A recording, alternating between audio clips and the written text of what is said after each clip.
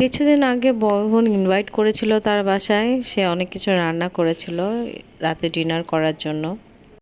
তো আমার আপুর বাসায় অনেক দিন পরে যাওয়া হয়েছে আমার, এবং এই জায়গাটা আমার বাচ্চারা খুব পছন্দ করে। যাওয়ার পরপর দুলাভাই গরম গরম পুরি এনেছিল, আর এইটা ছিল একটা মিষ্টি সিঙ্গারা, যেটা টেস্ট একদমই অন্যরকম ছিল এবং আমি প্রথমবার খেয়েছিলাম।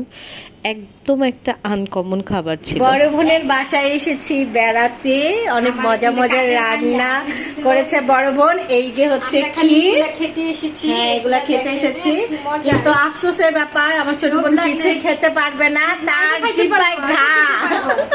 এটা খেতে পাবো, এটাতে সমস্যা, এটা সুইটস খেতে সমস্যা হয় না। আমরা খুব এনজয় করতেছি। এই যে চা, বড় বোন চা বানিয়ে দিছে, বড় বোনের হাতে চা। এই যে এটা হচ্ছে রোস্ট, না রোস্ট। আমি মেয়েকে দেখা দিই ভিডিওতে,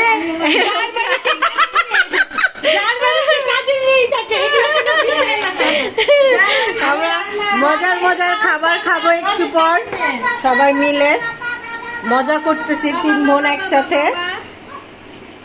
এই আর কি, আপনারা শুধু দেখেন মজার খাবার। এবং আমার আপুর হাতের যে ক্ষীর, মানে এটার প্রশংসা আমি কি করব, এটা এত টেস্টি হয়।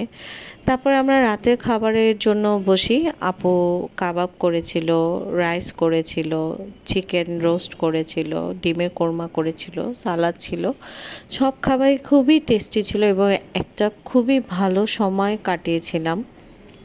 আমার সময়গুলো আমার নিজের মানুষদের সাথেই কাটাতে ভালো লাগে এবং সময় ভালো যায়।